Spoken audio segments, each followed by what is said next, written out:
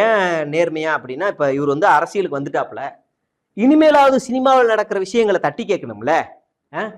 படத்தோட பட்ஜெட்டை விட கதாநாயகனுடைய சம்பளம் அதிகம்.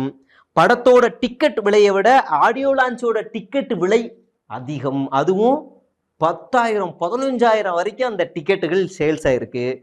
படத்தோட டிக்கெட் விலையை விட ஸ்நாக்ஸ் விலை அதிகம். ஒரு டிக்கெட் 120 ரூபானா ஒரு பாப்கார்னோட விலை 180 ரூபா, 200 ரூபா, 250 ரூபா. அதுவும் பெரிய பெரிய இடமா எல்லாம் பயங்கரமா போயிருச்சு. எனக்கு தெரிஞ்ச அந்த காலத்துல வீல் சிப்ஸ் பேக்கெட் விற்பாங்க 10 ரூபா, பாப்கார்ன் பேக்கெட் 10 ரூபா, ஐஸ்கிரீமு 15 ரூபா, காஃபி 10 ரூபா. இது மட்டும்தான் அவ்வளோ முறுக்கு இப்படி இருந்துச்சு. இன்னைக்கு இதெல்லாம் வித்தா அசிங்கம், கேவலம், சீ என்னடா கருமா.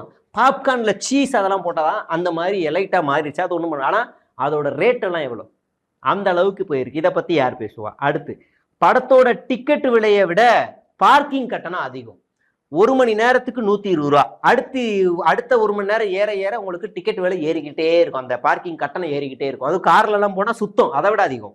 அடுத்து, படத்தோட டிக்கெட் விலையை விட பிளாக்ல விற்கிற டிக்கெட் விலை அதிகம். ஒரு நாளாவது பிளாக்ல டிக்கெட் விற்க கூடாது அப்படின்னு விஜய் சொல்லியிருக்காரா? அதெல்லாம் எதுவும் பேசவே மாட்டாப்புல. சரி, இதெல்லாம் வந்து இருக்கட்டுங்க. இதெல்லாம் நேர்மையை பத்தி இவங்க வந்து பேசுறாங்க. நம்ம வந்து பார்க்க வேண்டியிருக்கு.